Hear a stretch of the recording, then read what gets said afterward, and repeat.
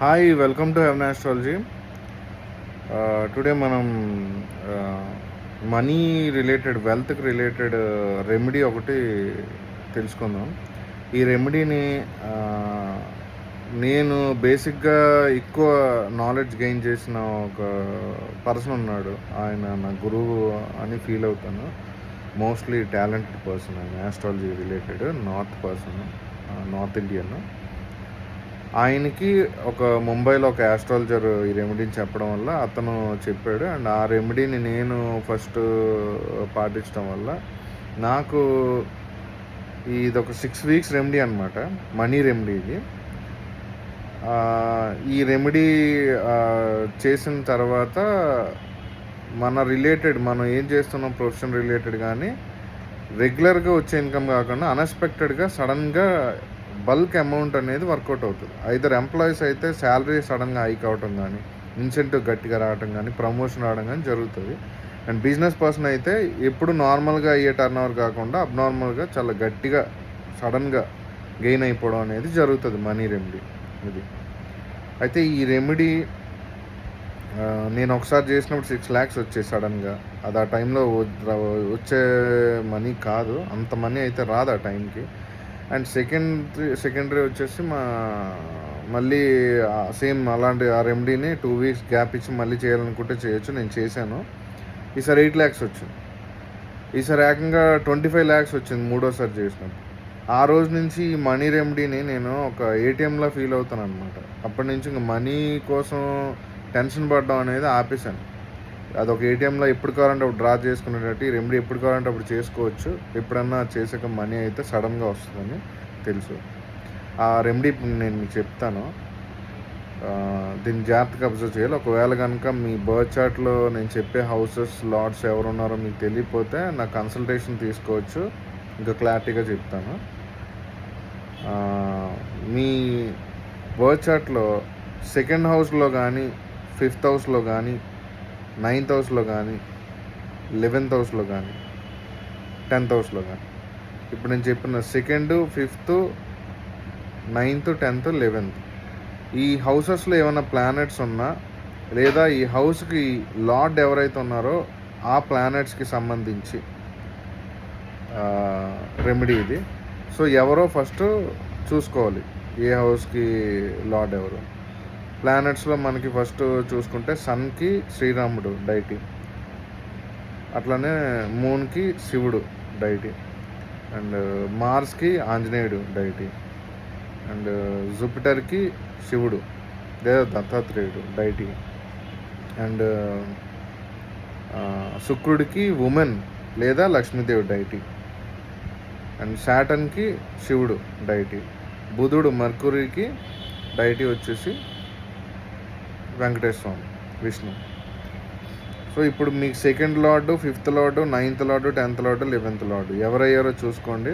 వాటికి సంబంధించిన డైటీలు లేదా హౌసెస్లో ఉండే ప్లానెట్ సంబంధించిన డైటీలు కనుక మీరు ఒక దగ్గర రాసుకోండి. థర్స్డే రోజు ఈ రెమెడీ స్టార్ట్ చేయాలి. సాటర్డే రోజు రెమెడీ స్టార్ట్ చేయాలి.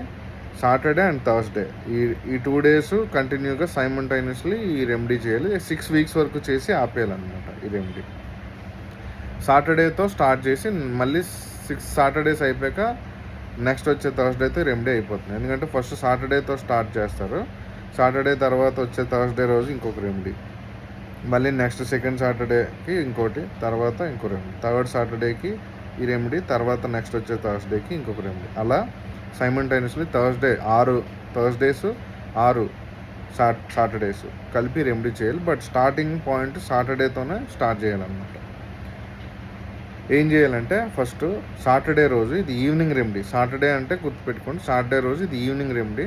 6 o'clock నుంచి నైట్ 12 o'clock వరకు, ఈవినింగ్ 6 నుంచి నైట్ 12 మధ్యలో ఎవరికైనా మీరు ఒక లేడీకి, ఎనీ ఏజ్, ఒక అనోనిమస్ పర్సన్, తెలియని వ్యక్తికి, ఎవరైనా కావచ్చు, ఒక రసగుల్లాస్ కానీ గులాబ్ జామ్స్ కానీ ఒక 6 pieces ప్యాక్ చేయించండి.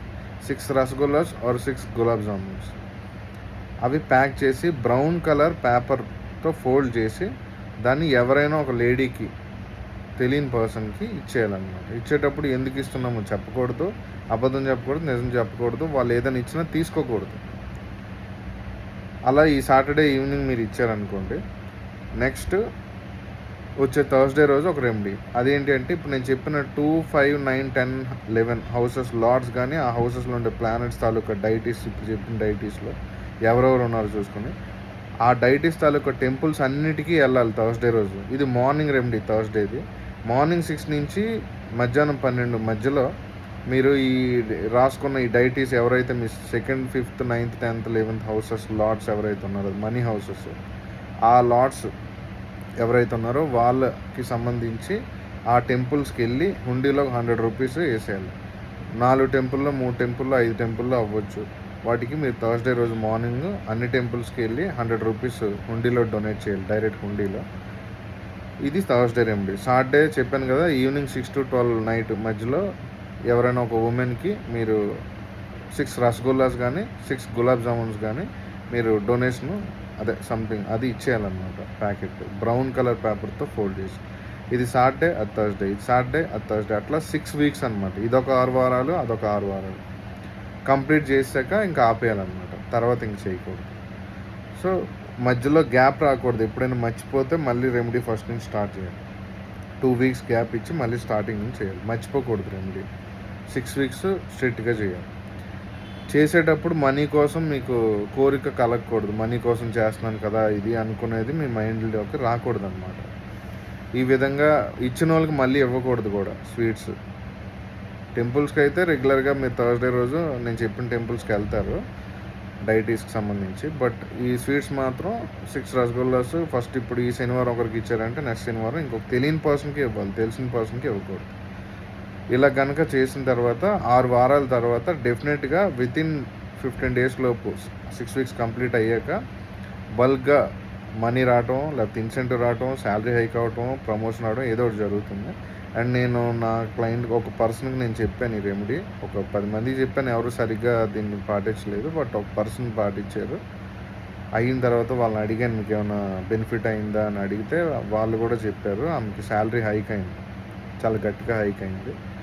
ఆమె ఇంట్రెస్టింగ్గా మళ్ళీ చేయొచ్చా అండి అని అడిగారు. ఆ ఇన్సాలన్నా చేయొచ్చు, 2 వీక్స్ గ్యాప్ ఇచ్చి చేయాలని చెప్పాను.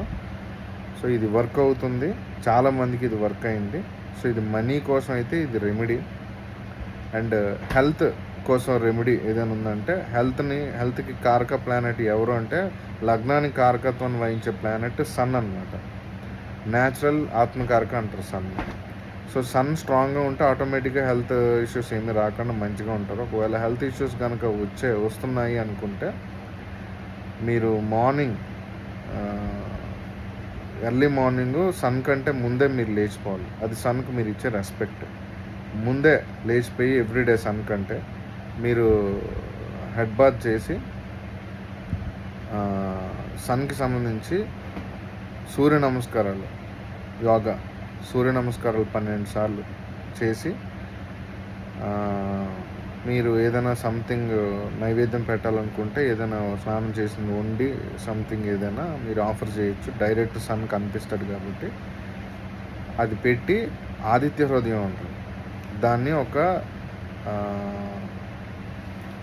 రోజుకు ఒకసారి సన్ ముందు నిలబడి చదవండి. హెల్త్ ఆటోమేటిక్గా రికవర్ అయిపోతాయి ఏమైనా ప్రాబ్లమ్స్ ఉన్నా. ఇది కూడా 100% వర్క్ అవుతుంది అనమాట. సో ఈ 2 రెమెడీస్, ఒకటి హెల్త్కి, ఒకటి వెల్త్కి అనమాట. సో ఈ 2 వర్క్ అయ్యే రెమెడీస్. ఏదైనా నేను ఇప్పుడు బుక్స్లో చదివిందే కాదు, నేను పాటించి వేరే వాళ్ళకి కూడా ఈ రెమెడీలు చేయించి వాళ్ళకి వర్క్ అవుతుందో లేదో టెస్ట్ చేసి రీసెర్చ్ చేసిన తర్వాత నేను ఏ వీడియో అయినా పెడతాను. సో ఇలాంటి వీడియోలు మరింత చూడాలనుకుంటే kindly subscribe my channel. Thank you for watching this video.